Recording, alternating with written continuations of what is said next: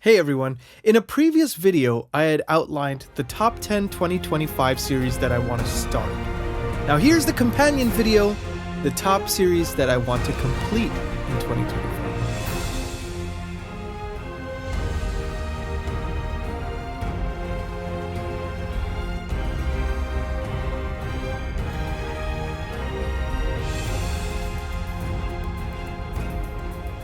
Hey everyone, welcome back to my channel. I'm Nikhil with Shelf-Esteem. I'm a composer, now also a booktuber. You can find my music in The Wheel of Time Season 2, His Dark Materials Season 3, and the newly released psychological horror film, Dead Whisper. So, I wanted to do a companion video to the top 10 series that I want to start next year in 2025. And I figured I would try to make a list of series that I really want to complete, because the problem with starting a bunch of series is you have a bunch of book ones or book twos of a long series, and then it just starts to feel like you're never going to finish anything. So I really wanted to make sure that I actually finish some of the ones that I've been starting over the last couple years. So if you like this kind of video, please like and subscribe, and I'm going to jump right into this list. I have 8 total, and I'm not counting series that I'm going to catch up on that are not complete. You see, so these are just series that have already been completed and that I also want to complete reading in 2025. So without further ado, the first one on this list is by an author named Tad Williams. Now, Tad Williams is known for his Memory, Sorrow, and Thorn trilogy with the Dragonbone Chair. He's also known for his sci-fi, sci-fantasy quadrilogy, Otherland. Now, Otherland is a fantastic series. I read the first book earlier this year or late last year. I can't quite remember. I feel like, you know, all these years are starting to blend together, especially when it comes to books. But I thought that this was the closest to the Dark Tower series by Stephen King out of anything I've read, in terms of just having radical, wild ideas, being a mash of different genres. There's historical fiction, there's kind of almost fairy tales in it, there's sci-fi, there's fantasy. It's prescient for the times that it was written. You know, the first book was written in like 1996. And it's talking about certain concepts that we are yet to experience, but are in our near future now.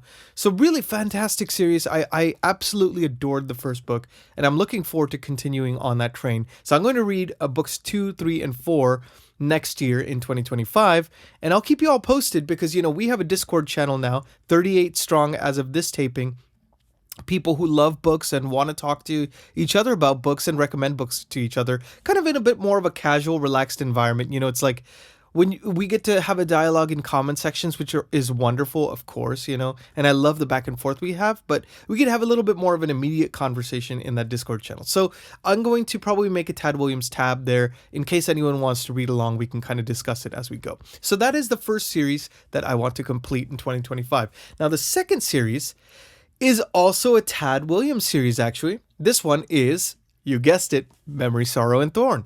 So Josh at Red Fury Books, who I'm linking down below, wonderful channel, Joanna Reads, they have this fireside Discord where they are going to be doing a read-along of those books in the trilogy. So I think they're going to do the first book, Dragonbone Chair, in January. I want to say they're going to do The Stone of Farewell in February. And then the last book is kind of a part 1, part 2 deal. And it's called To Green Angel Tower. And it's going to be March and April. So I'm linking that Discord channel below as well. I'm definitely going to jump on that read along with them.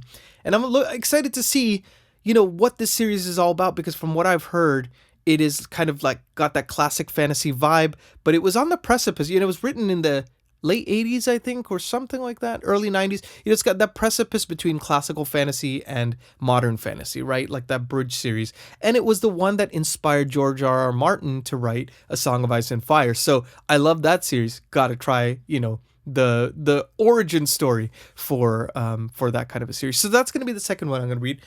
The third one, actually, is, I only have one book left in the series.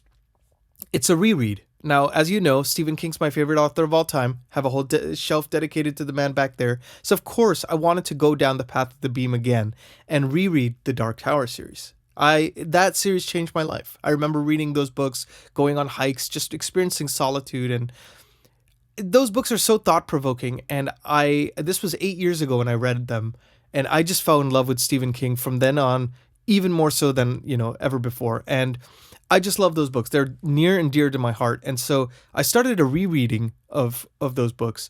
And I have finished up to the 6th book, Song of Susanna. So I'm going to read the 7th and final book, The Dark Tower, next year sometime. And I'm interested to see, I don't know if this makes sense, but I know for me, when I do a reread, which is seldom, but when I do a reread, it's often after some time has passed, right? And so I'm a different person than I was when I first read it. So it's going to hit differently, I think. I don't know if that's the same for you. Let me know in the comments if you feel the same, or if you all like to reread, or if you like to kind of just move on from series. But I'm very interested to see. I've already noticed big changes in how I experience the material. There's less of the shock of certain things happening because I know what's going to happen, but there is a little bit more nuance that I'm capturing this time around. So I'm excited to see how it feels like to go down that final stretch of The Dark Tower next year. So that is going to be the next series that I'm going to be reading. Now, that was 3, I believe. So the 4th series I'm going to be reading is I read The Forgetting Moon by Brian Lee Durfee earlier this year, like March or April of this year. And it was one of the few 800 something page books that I absolutely flew through. It's very hard to write an epic fantasy story with all this lore and characters that make you feel like it's a page turner at the same time. Very rare. And, Brian Lee Durfee, if you all don't know, he has the greatest TV channel in the history of the universe, by the way. That is the Brian Lee Durfee we all know and love. And he reads a book a day. So he is constantly putting up reviews and great, he's introduced me to Tad Williams and Ken Follett and all these great authors. And I've been wanting to read his books, and it's very evident how good a writer he is by how much he reads, and vice versa. I think you could tell he reads a lot by how well he writes. His prose is beautiful, and yet it's very accessible. So definitely check it out if you haven't. I'm linking his channel and also those series, his 5 Warrior Angel trilogy down below. So I read The Forgetting Moon earlier this year. I'm going to finish it off with The Blackest Heart, another chonker, and The Lonesome Crown, a bigger chonker, next year. I'm going to try to fit it in between all these other massive fantasy series I have going. But it's quite fun. It gives your brain some exercise, and it's always fun when you get to read an amazing author like Brian Lee Durfee. So that was the 4th series. The 5th series is kind of both the closing of a series and kind of a universe of books. And I'm talking about Joe Abercrombie's The First Law. So I fell in love with the first 5 out of 9 I've read so far, which is the first trilogy, 2 of the standalones. So I have a remaining standalone and then the sequel trilogy to read in that series. And I think Joe Abercrombie does morally great characters like no one else. I've never seen characters I simultaneously detested and also wanted to know everything about and was rooting for.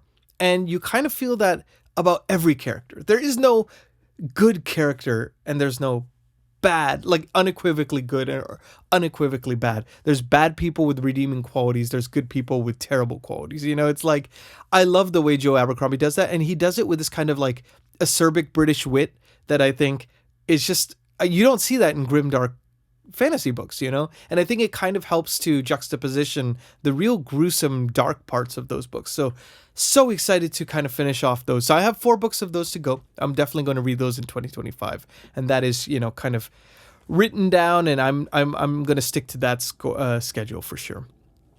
The next series, so I only have 1 book left in this series, but it is a 1,000-pager, and that is the Century Trilogy by Ken Follett. So anyone who knows me since I started this channel, that's one of the first books I read was The Fall of Giants by Ken Follett.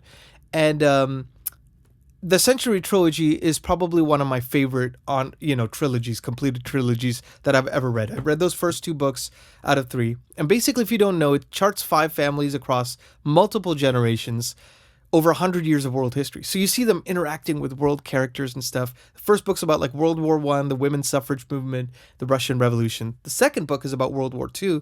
And the third book, Edge of Eternity, which I have left to read, and I'm going to read probably earlier on in the year, is about the Cold War II, almost present day.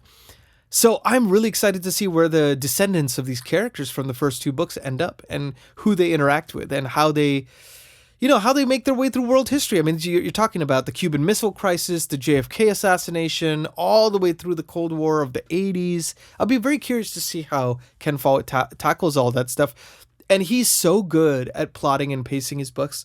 His 1,000-pagers fly by. So I'm really looking forward to checking that out. So that is the next series. I got 2 more on this list. So the next one, I have a little bit further to go. I'm 4 books deep out of 9. Now, I wanted something to kind of counteract all these fantasy series, because there's quite a few fantasy on this list, right? So the Expanse series by James S.A. Corey.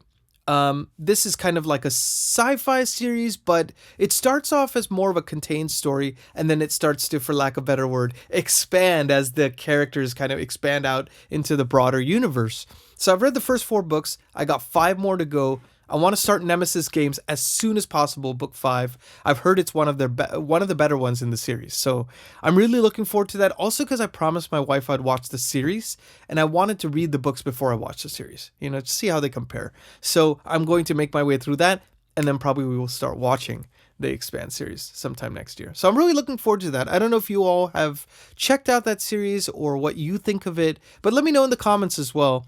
And I'm always honestly on the lookout for more sci-fi series.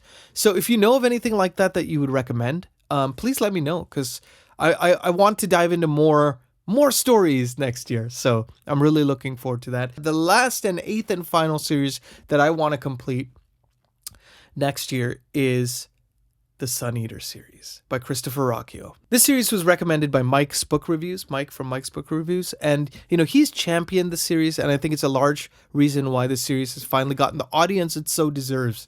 It's a sci-fantasy series set 20,000 years in humanity's future. It talks about what if an Anakin Skywalker type character becoming like a Darth Vader was the right decision for the good of humanity. And you kind of know what's going to happen at the end of the story at the very beginning.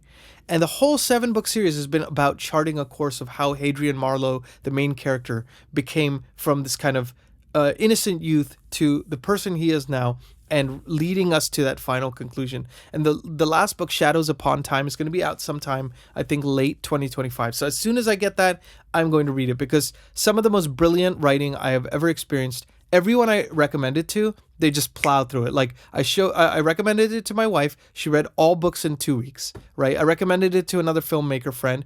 I met up with him a month later. He had read all of the books. I mean, it's to that point that they're just so good you can't stop. And yet, they're written so beautifully as well. So it's that beautiful writing, the accessible kind of lore and everything like that. Fantastic series. I could not recommend this one highly enough, and I'm so excited to see where all the characters end up and who makes it and who doesn't. So really, really looking forward to that. And I would love to know from you all, do you have some series that are on your list for completion next year? Let me know in the comments. Let's start a dialogue, or if you want to chat in the Discord, we can have more of a closer chat that way as well. And I'm always open. Yeah, I just love chatting with you all. That's my favorite part about this channel. So I'm Nick here with Shelf-Esteem. Please like and subscribe, and be good to yourselves, be good to each other. I will see you on the next video.